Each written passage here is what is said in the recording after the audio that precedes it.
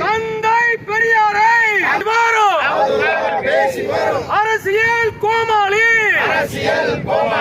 சீமானே நாவடக்கு சீமானே நாவடக்கு பிழைப்புவாத அரசியல்வாதி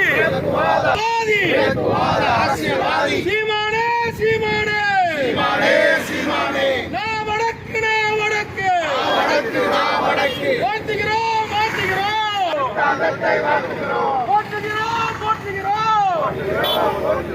தந்தை பெரியாரே கொள்கைகளை போற்றுகிறோம். தமிழக அரசு கைது செய் சீமானை கைது செய்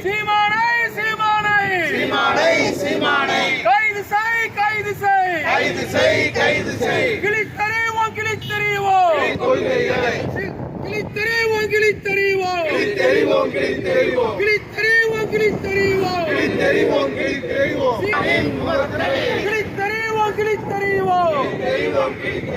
ஆர்எஸ்எஸ்ஸின் கொள்கைகளை தந்தை பெரியாருக்கு சமூக நீதி நாளாக அறிவித்து கொண்டாடும் தமிழக அரசு சீமானின் பேச்சுக்காக ஏற்றுக்கிறீர்களா? கைது செய் சீமானை கிழித்தறிவோம் சீமானை கிழித்தறிவோம்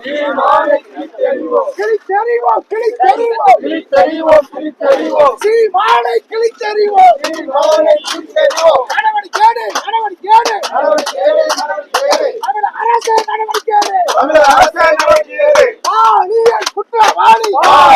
குற்றவாளி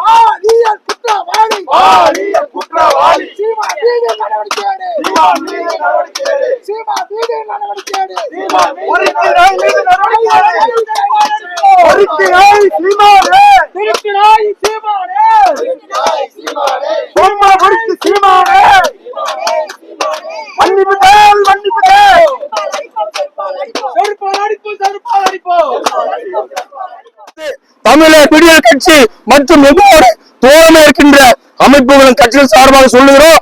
இறுதி எச்சரிக்கை.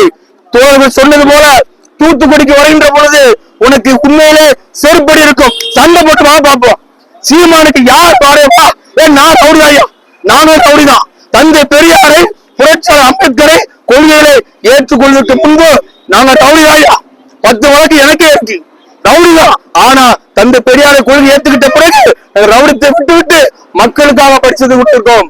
நீ எந்த ஆயத்தை கையில் எடுக்கிறாயோ அதே ஆயுதம் உன்னை நோக்கி வரும். நீ செருப்பு எடுப்போம், நீ வாள் எடுப்போம், நீ கத்தி எடுப்போம், நீ கம்பெடுத்தா பெரியாரின் தடி உன்னை நோக்கி வரும். எச்சரிக்கிறோம்.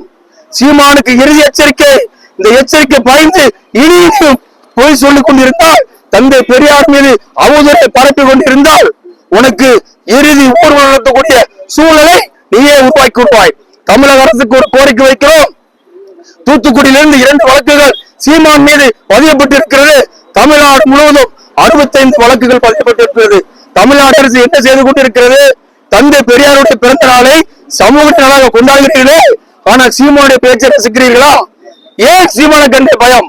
அல்லது எங்களுக்கு ஒரு டவுட், வடிவேல் படத்தில் சொல்வது போல உன்னை வந்து எனக்கு ஒரு சந்தேகமா இருக்கு என்று சொல்லி நான் தமிழ்நாடு அரசை சந்தேகிக்கிறேன்.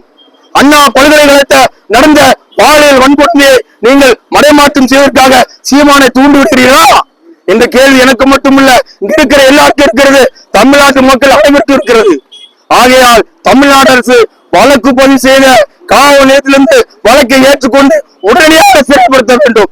சிறைப்படுத்தவில்லை என்று சொன்னால் சீமானுடைய வீட்டை முற்றிடுவோம். சீமான் தமிழ்நாட்டில் எங்கெல்லாம் கால் வைக்கிறாரோ அங்கெல்லாம் தந்தை பெரியார் கைத்தடி நிற்கும் என்பதை எச்சரிக்கிறேன். பெல் பட்டனையும் கிளிக் செய்யுங்கள்.